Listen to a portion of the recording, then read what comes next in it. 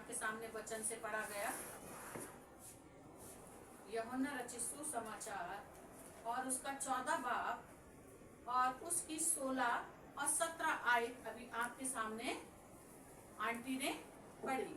यहाँ पर परमेश्वर का वचन बताता है, मेरे अजीजों, मैं पिता से क्या करूंगा, तुम्हारे लिए विनती करूंगा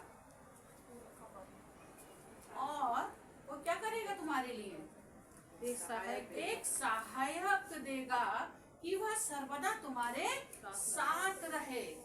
मनुष्य मनुष्य का साथ छोड़ सकता है मेरे अजीजों, लेकिन पवित्र आत्मा जो हमारा सहायक है, जो हमारा मददगार है, वो हमें कभी ना छोड़ता है ना कभी हमें त्यागता है। वो हमारे और आपके क्या रहता है, साथ साथ रहता है।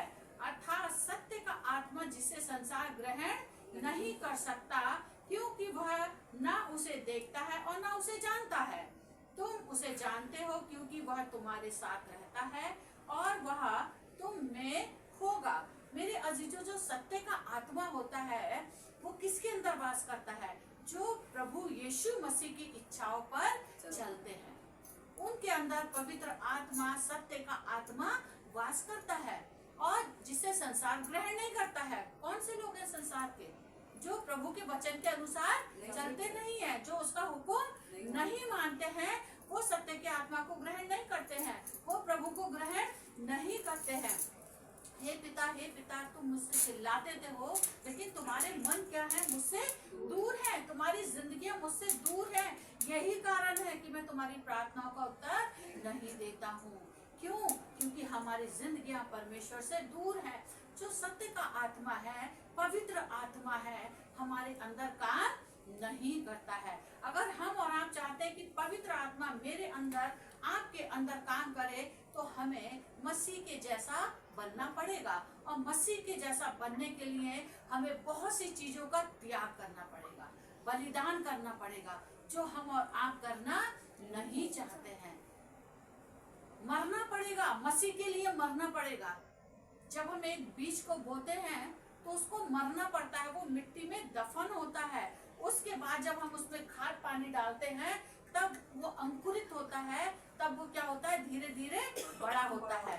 मसीह में जीने के लिए हमें, मेरे अजीजों, पहले खुद को मारना पड़ेगा, अपनी अभिलाषाओं को हमें मारना पड़ेगा। वो हम और आप नहीं चाहते हैं। सत्य का आत्मा कैसे मिलेगा? जब मसीह के जैसे काम करेंगे तभी हमें आपको सत्य का आत्मा मिलेगा। मसीह के जैसे कामों को नहीं करेंगे तो हमें सत्य का आत्मा नहीं मिलेगा। अगर हम देखते हैं लूका 9 बाब और उसकी 23 आयत में लिखा है, यीशु ने सबसे कहा, यदि कोई मेरे पीछे आना चाहे तो अपने आपे का इनकार करे और प्रतिदिन अपना क्रूस उठाए और मेरे पीछे हो ले। लूका 9:23 में लिखा है। ये पवित्र शास्त्र झूठा नहीं है।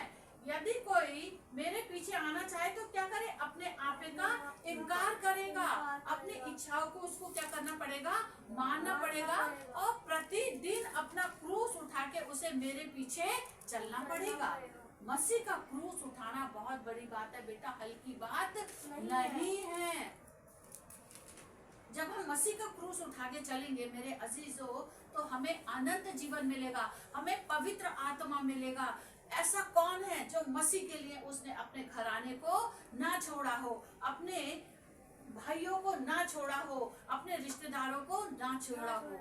जब हम मसीह का काम करते हैं तो बड़े बड़े कठिनाइयों का मुझे और आपको सामना करना पड़ता है। यीशु मसीह को बड़ी कठिनाइयों का सामना करना पड़ा जब उसने अपने पिता की इच्छा को पूरा किया। पिता ने उसे इसीलिए तो संसार में भेजा था कि मेरे लोगों के लिए, जहाँ मेरे लोग क्या हो रहे हैं, नाश हो रहे हैं, बर्बाद हो रहे हैं, अपने इकलौते पुत्र को मेरे और आपके लिए भेज दिया कि मैं और आप जीवन पाए।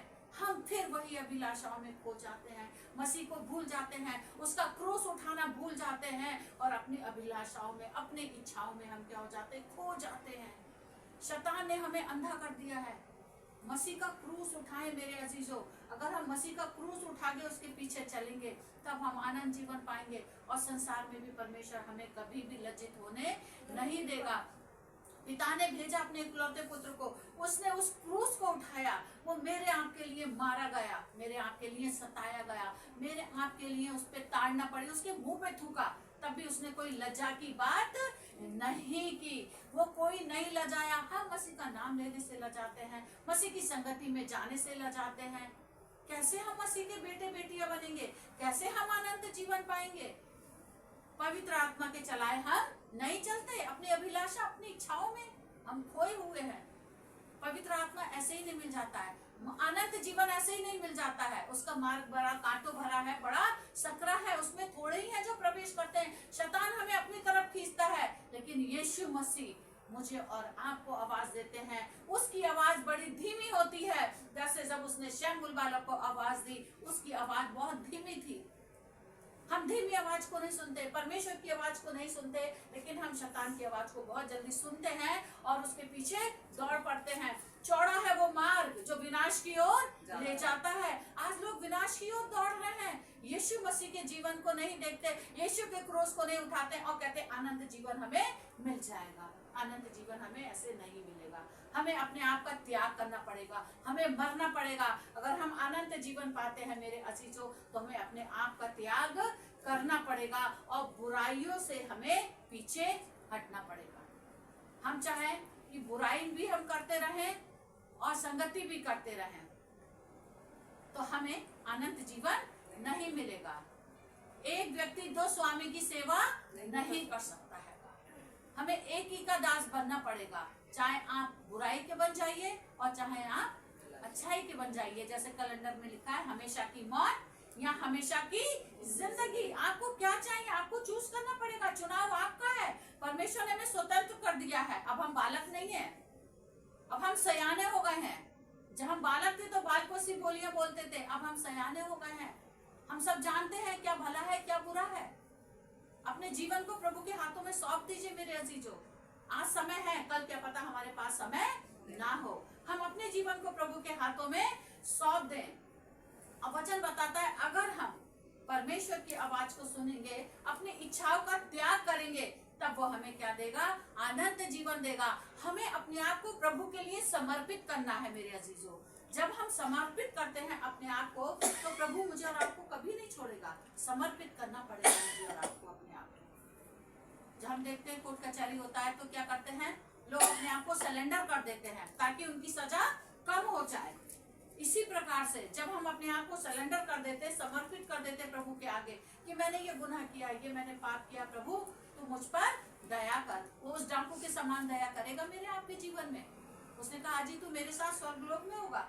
वो हमसे आपसे 1000 दिन की गिनती नहीं लेगा, हमने जो पाप में गुनाहों में गुजारे हैं। लेकिन हम अपने पापों से क्या करें? पश्चाताप करें, अंगीकार करें और गुनाहों से तौबा करें। और अगर हम देखते हैं यहाँ पर मत्ती 5 और उसकी 6 आयत, मत्ती 5 और उसकी 6 आयत हमें इस प्रकार बताती है, धन्य है वे जो धार्मिकता के भूखे और प्यासे हैं, क्योंकि वे तृप्त किए जाएंगे। धन्य है वे जो धार्मिकता के भूखे और प्यासे हैं, क्योंकि वे तृप्त किए जाएंगे। बहुत कम लोग हैं जो धार्मिकता के भूखे और प्यासे हैं। जब हम धार्मिकता के भूखे और प्यासे होते हैं तो हम क्या होते हैं? तृप्त होते हैं। परमेश्वर हमारी हर जरूरत को पूरा करता है, चाहे वो हमारी संसारिक जरूरत हो, चाहे वो हमारी आत्मिक जरूरत हो। आत्मिक खुराक पवित्र आत्मा से वो हमें और आपको क्या करेगा? भर देगा। और धार्मिकता की चिलम हम और आप जब पहन लेंगे, आनंद का सुसमाचार सुनाएंगे लोगों को। जब हमारा जीवन बदला होगा तभी तो हम दूसरों के जीवन को बदलेंगे, तभी तो हम सुसमाचार को सुनाएंगे, तभी तो हम अनंत जीवन के बारे में लोगों को बताएंगे, तभी तो पवित्र आत्मा के विषय में हम लोगों को बताएंगे। जब हमारा जीवन खुद भरा हुआ होगा पवित्र आत्मा से, प्रभु की सामर्थ से हमारा आपका जीवन भरा हुआ होगा। प्रभु यीशु मसीह जब जंगल में 40 दिन 40 रात उसने उपवास किया तो वो आत्मा से भर गया था, ताकि वो उन दिनों का क्या कर सके? सामना कर सके। उसको पता था अब मुझे बहुत सारी समस्याओं का, दुखों का उठाना है, मैं सारी मानव जाति के बोझ को मुझे उठाना है। इसलिए वो क्या करा? उसने प्रार्थना की और उपवास किया। जब मैं और आप प्रभु के कामों को करते हैं, प्रभु यीशु मसीह को सहने की ताकत उसके पिता ने दी थी। इतना दुख उसने बर्दाश्त किया, लेकिन उसने उफ तक नहीं की। मेरे आपके जीवन में जो दुख परेशानियां आएंगी तो हम और आपको भी पता नहीं चलेगा प्रभु हमें कैसे पार निकाल के ले जाएगा। लेकिन जब प्रभु की उपस्थिति नहीं होती है तो हम कर्राते हैं, पीड़ाओं में तड़पते हैं, शोक करते हैं। लेकिन जब प्रभु की उपस्थिति होती है तो चाहे हालात कैसे भी हो हमें पता भी नहीं चलता है, क्योंकि प्रभु हमें क्या करता है, अपनी गोद में उठा लेता है। हमें डरने की जरूरत नहीं है, क्योंकि हमारे हालातों को परमेश्वर ने अपने हाथों में ले रखा है। और जब हम वचन पे मन लगाते हैं तो परमेश्वर हमें और आपको कभी छोड़ता नहीं है। यीशु मसीह हमें विजय दिलाता है, क्योंकि वो हमारा बाप है, वो हमारा पिता है, वो हमारी खबरगिरी रखता है। दुनिया के लोग खबरगिरी रखें या ना रखें, परमेश्वर हमसे आपसे प्रेम करता है, वो हमारी खबरगिरी रखता है। तो मेरे अजीजों, अपने जीवन को प्रभु के हाथों में सौंप दें, उसके कामों में सर्वदा बढ़ते चले जाएं। वो मुझे और आपको विजय के उस सब में लिए चलना चाहता है। वो नहीं चाहता है हम और आप अनंत जीवन के आग में जलें। वो विजय उस सब में लेना चाहता है, मुझे और आपको अनंत जीवन देना चाहता है। परमेश्वर मेरे आपके जीवन को इसीलिए मौके देता है कि हम गुनाहों से पश्चाताप करें, तौबा करें। निश्चय है कि वो हम पर दया करे। समय बहुत बुरा चल रहा है और लड़ाइयाँ हो रही हैं, और प्रभु का आगमन कब हो जाए हम नहीं जानते। 20 साल बाद, 1 साल बाद, कुछ समय नहीं पता है। क्या पता कल हो जाए, क्या पता रात में हो जाए। लेकिन हमें और आपको क्या रहना है, तैयार रहना है। वक्त गया जो प्यारो वापस फिर नहीं आता। जो समय हर दिन हमारा, जो हम एक दिन देखते हैं हमारी उम्र क्या हो रही है, कम हो रही है कि मेरे अजीजों हमारी उम्र बढ़ नहीं रही है, लेकिन हमारी जिंदगी के दिन क्या हो रहे हैं, कम हो रहे हैं। लेकिन जो जीवन उसने हमें दिया है, अपने जीवन को प्रभु के हाथों में समर्पित कर दे, अपने जीवन को उसके हाथों में सौंप दे, ताकि परमेश्वर हम पर, आप पर दया करे। पवित्र आत्मा, सत्य का आत्मा हमारे लिए क्या करता है, प्रार्थना करता है। जब हम उसको ग्रहण करते हैं वो हमारा सहायक बन जाता है, क्योंकि यीशु ने यही तो कहा लोगों से, अपने चेलों से, कि मैं तो जाता हूँ लेकिन तुम्हारे लिए क्या कर रहा हूँ, एक सत्य का आत्मा, पवित्र आत्मा छोड़ जा रहा हूँ, ताकि वो तुम्हारी अगुवाई करे। दावत दीजिए, उसको रिसीव कीजिए पवित्र आत्मा को, कि आप मेरे जीवन में आइए, ताकि मैं बहुत सारी बुराइयों से, बहुत सारे पापों से बची रहूं, या मैं बचा रहूं। प्रभु अनंत जीवन देने के लिए आया है मुझे और आपको। वो नहीं चाहता मैं और आप नाश हो, मैं और आप बर्बाद हो। शैतान चाहता है मैं आप बर्बाद हो। यीशु मसीह तो जीवन देने आया मेरे अजीजों। तो अपने जीवन को परमेश्वर के हाथों में सौंप दे, जिससे हम अनंत जीवन प्राप्त कर सके। प्रतिदिन क्रूस उठाए यीशु मसीह का और उसके पीछे हूँ। संसार के लिए बहुत समय है लोगों के पास में। आज इनविटेशन दीजिए, आप दोपहर में पहुंच जाएंगे, गर्मी नहीं लगेगी उनको। अगर दोपहर में ही है तो दोपहर में ही दावत में पहुंच जाएंगे। लेकिन प्रभु की संगति के लिए लोगों को गर्मी लगती है, लोगों के पास समय नहीं होता है। क्यों? क्योंकि शैतान ने उन्हें अंधा कर दिया है। तो समय रहते अगर हम प्रभु के लिए समय देते हैं, उसकी संगति में बैठते हैं और अपने जीवन को प्रभु के हाथों में सौंपते हैं, मैं आपको बताऊं, ऐसी संगति से कोई फायदा नहीं है कि हमारा जीवन ना बदला हो। हमारा जीवन बदलना चाहिए, तब परमेश्वर मुझे और आपको अनंत जीवन देगा, सत्य का आत्मा देगा, आपकी अगुवाई करेगा। और जब वो मेरी आपकी अगुवाई करेगा, दुख, तकलीफ, परेशानी, कलेश आएंगे तो, लेकिन परमेश्वर हमें और आपको उठा के खड़ा करेगा। अरे जब यीशु हमारे जीवन में है तो हमें डरने की कोई जरूरत नहीं है। हे अल्पविश्वासियों, तुम्हारा विश्वास कहाँ है? जब यीशु मेरे जीवन में, यीशु मेरे परिवार में है, तो ये आंधी तूफान कितने भी आ जाए, हालात कितने भी बिगड़े क्यों ना हो, मुझे और आपको गिरा नहीं सकते। यीशु मेरे जीवन में है, यीशु मेरे परिवार में है, डरने की जरूरत नहीं है। हालात चाहे कैसे भी हो, जो मेरे अंदर है वो संसार से बड़ा है। मेरे अंदर मेरा प्रभु यीशु मसीह है, वो सत्य का आत्मा है जो मेरी आपकी अगुवाई करता है। तो प्रभु इस वचन के द्वारा हम सबको आशीष दे। आइए अपने सरों को झुकाएंगे और दुआ में चलेंगे। हमसे प्रेम करने वाले जीवित परमेश्वर पिता, इस सुंदर समय के लिए, इस वचन के लिए धन्यवाद देते हैं पिता परमेश्वर।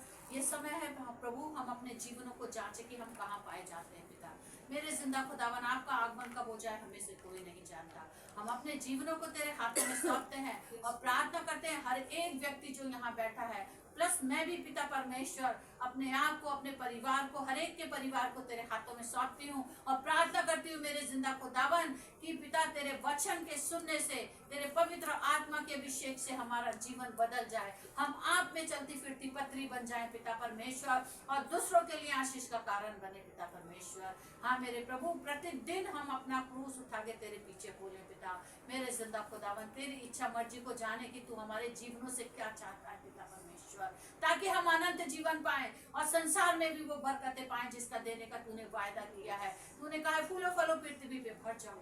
हमारे काम अगर भले होंगे प्रभु तो आप हमें बरकतें देंगे, अगर हमारे काम भले नहीं होंगे पिता परमेश्वर तो वो बरकतें हमें नहीं मिलेंगी मेरे जिंदा खुदावन। अगर हम बरकतों को लेना चाहते हैं तो अपने जीवनों को जांचे परखे कि हम कहाँ पाए जाते हैं पिता परमेश्वर। धन्यवाद देते हैं आपकी उपस्थिति के लिए, पवित्र आत्मा की उपस्थिति के लिए धन्यवाद देते हैं। विनती प्रार्थना यीशु के नाम से मांगते हैं, आमीन।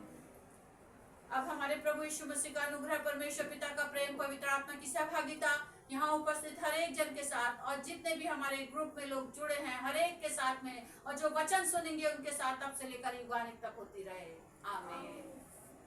जय मसीह की सब।